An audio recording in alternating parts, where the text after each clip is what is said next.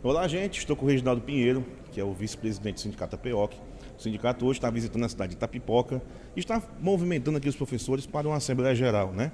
Eu queria lhe receber, a Itapipoca, seja sempre bem-vindo, e contextualiza para a gente qual é o sentido da vinda do sindicato para cá e contextualiza a situação que estamos vivendo hoje. Bom dia. Bom dia, JB. É uma satisfação estar conversando com todos vocês. O Sindicato APEOC, que é a categoria, os profissionais da educação do Estado do Ceará, tem uma mesa permanente de negociação. Algo inédito no país. Isso tem nos rendido avanços ano após ano. A partir do poder de pressão e mobilização da categoria e através da mesa de negociação. Tratando do contexto atual, nós realizamos no ano passado, como prevê o nosso estatuto, uma assembleia que acontece em 36 encontros, como esse aqui agora, para discutir e aprovar a nossa pauta de reivindicações. Isso foi feito, foi aprovada a pauta e foi entregue ao governo Elmano logo no início do ano. E como era de se esperar, a negociação que começa na SEDUC, depois vai para a CEPLAG e depois para a Cefaz, até o gabinete do governador, ela iria fluir. Contudo, isso não ocorreu. Começamos o diálogo com a SEDUC, é verdade, mas o governo Elmano, por diversas vezes, passou por cima da mesa de negociação. Foi assim, atendendo uma demanda da categoria do Sindicato APEOC, que é a convocação de todos os concursados, comunicou isso sem passar pela mesa de negociação, mas foi fruto da nossa pressão e luta, porque no início o governo nem queria prorrogar o concurso, o que, se não tivesse acontecido, não seria possível a convocação dos últimos. Nós conseguimos a convocação de todos aprovados no concurso. Na mesma monta, quando foi para o pagamento dos precatórios, o governo também manda sem nenhuma discussão por cima. Uma posição unilateral do governo e que chegou ao seu ponto de estrangulamento quando a categoria, verificando que a negociação não estava avançando, o Sindicato APEOC aprovou um calendário de mobilização através da sua executiva e passou a convocar greve. De dia para a realização da Assembleia, fazíamos a greve. E assim foram 3 dias. Bicicletada fizemos para pressionar um ato público, não teve resultado. Chamamos a Assembleia com paralisação e lá a categoria decretou, aprovou o estado de greve. E o governo ainda silencioso. Por um erro do governo, achando que seria resolvida a questão dos professores, de todos os servidores, anunciou 562, também sem passar pela mesma negociação e passando por cima dos demais itens de pauta. Categoria, através do sindicato, o presidente Anísio esteve na Assembleia, inclusive, dizendo: o estado de greve continua, que já estava no estado de greve. Convocamos outra Assembleia com o indicativo de greve. E a categoria aprovou o indicativo de greve. Ou seja, aumentamos mais um grau na pressão ao governo. E aí o governo sentiu. A categoria respondeu a todo o chamado do Sindicato APEOC. E aqui eu quero parabenizar a todo professor e professora. E também me dirigir aos pais e aos alunos. Todos esses dias de paralisação serão negociados ao final desse processo para a reposição e não haverá nenhum prejuízo para os estudantes, para a educação pública. Pois bem, a partir dessa Assembleia, no mesmo dia, o governo reabre a mesa de negociação. Reaberta a mesa de negociação, nós tivemos primeiro no gabinete do governador, depois com a SEDUC para retomar o processo e, por último, já no dia 2, a audiência com a titular da CEPLAG, secretária, titular da SEDUC e gabinete do governador. E naquele momento eles disseram, não, eu só posso atendê-los em relação à seleção dos temporários, ao pagamento da promoção de 2019 e umas dívidas do piso do ano passado. E nós dissemos, ó, com essa proposta a gente vai defender a greve, não tem como.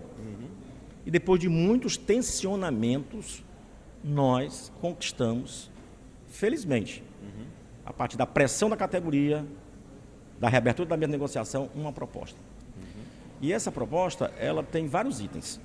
Primeiro, como disse antes, seleção temporário, já com data, já agora para maio, tudo com cronograma, data de começar e terminar, não é nada vago. Pagamento de todo o retroativo do piso, que aí beneficia, é importante que se diga, mais de 60% da categoria. Beneficia 60%, né, da categoria, que envolve quem? Professores contratados por tempo determinado. Todos os professores de nível médio, muitos deles já aposentados, mas vão ser beneficiados. E os professores de início de carreira, CDE. Então, todos esses profissionais terão direito a esse retroativo do piso. Além disso, na mesa, arrancada na mesa, não é proposta de governo, é a proposta arrancada na mesa de negociação, que a proposta do governo inicialmente é os 362. O governo só anunciou os 562 graças à pressão da categoria, achando que isso arrefeceria, um erro político que eu falei antes, só que não, porque passou por cima dos demais itens de pauta. Conquistamos a criação da PVR dos doutores, que não tinha uma parcela variável de referência, que é um valor nominal. O aumento da remuneração na PVR do temporário, que a remuneração, se aprovada a proposta, passa a ser de R$ 5.127. Fora esses pontos, 2 promoções, com data para começar e terminar, sendo que as 2 serão implantadas este ano. E alguém pode dizer, mas as promoções, Reginaldo, essas promoções não era para 100% que estavam pedindo? Por que é para 100%, conforme a lei? Nós queríamos para 100% mesmo. Mas até na categoria critica isso. Mas por que você não vale a pena fazer curso? Vocês pedem para 100%, vou me formar mais, uma carreira que não estimula, também tem essa questão. Mas era a nossa reivindicação e conseguimos 2 seguidas, né, este ano, para implantar essas promoções sem titulação, que cada uma delas significa 5%. Cada promoção dessa. De modo que, pela nossa experiência, quase todo mundo, 90%, 99%, tem pelo menos uma promoção. Porque o critério é mérito e antiguidade, e antiguidade na referência. Então, se eu não me promovo pelo mérito ou pela antiguidade na primeira promoção, na segunda já passa a ser mais antigo na referência, o que me permite, pela antiguidade, ter pelo menos uma promoção. E os demais itens da pauta continuam na mesa de negociação. E levamos essa proposta à Assembleia. Só que o clima da Assembleia, nós já vimos num crescente de pressão. E nós sabemos que começa esse processo de pressão, a locomotiva bem aquecida, não dá para parar de uma vez. E lá nós dissemos, gente, nós precisamos fazer aqui alguns esclarecimentos. E teve um esclarecimento jurídico. Nós convocamos essa Assembleia, que nós tínhamos uma mesa de negociação fechada, não tinha mesa.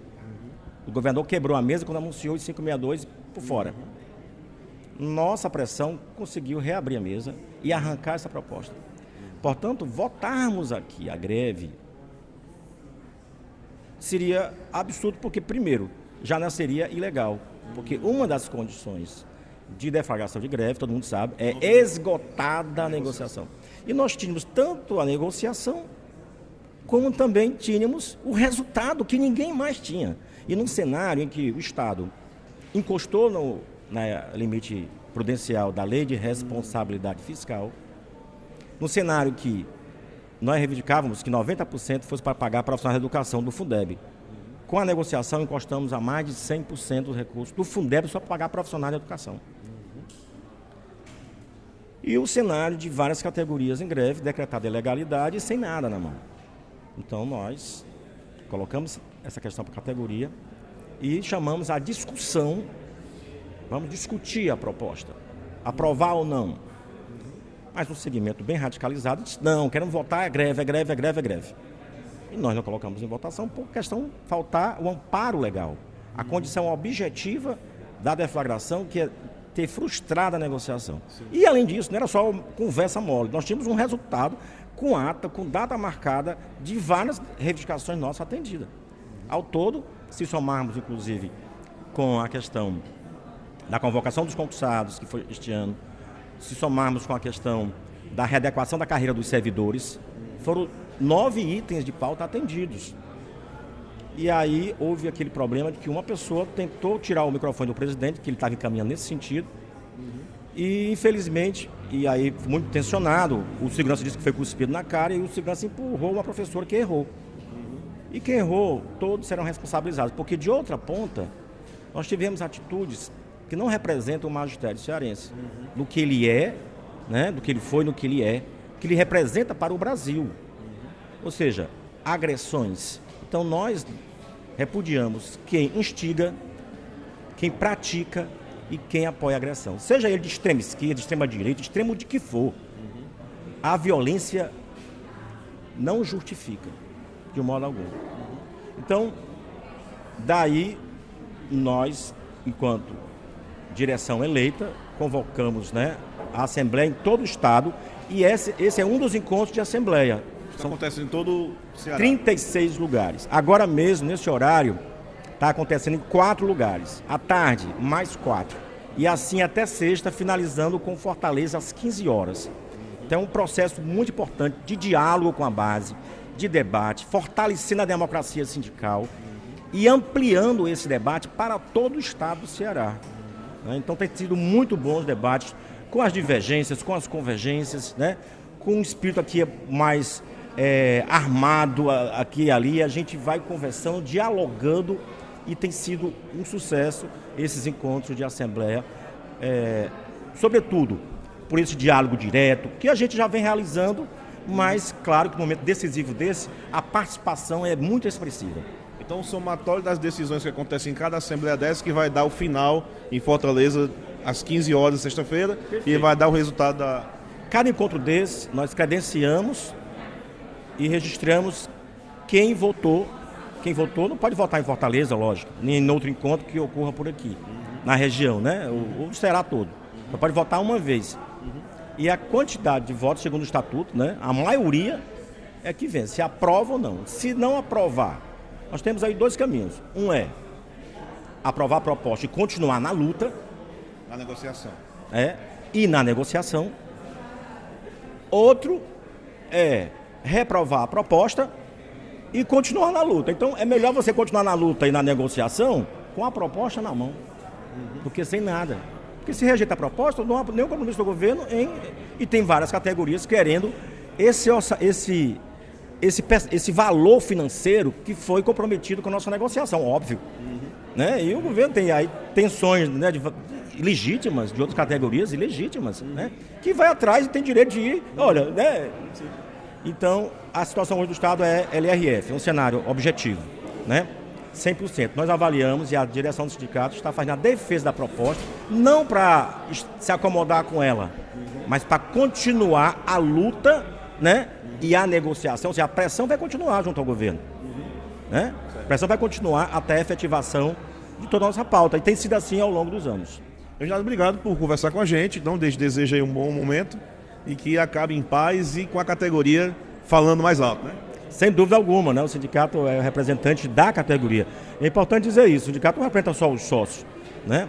Quando é campanha, a Constituição fala isso, né? Representa o professor temporário e temos tido muitas vitórias para o professor contratado por tempo determinado. Precisamos avançar, mas a remuneração de 5.127, hoje só o professor doutor da UES recebe. O temporário lá da UES recebe menos do que 5.127 sem a formação. Tem direito ao planejamento, à atividade extracurricular, tem direito ao novo ISEC, mas precisa avançar na valorização da remuneração do professor temporário. Temos que ter equiparação. Da mesma maneira, só para aproveitar e esclarecer, a questão da database, que as pessoas falam muito.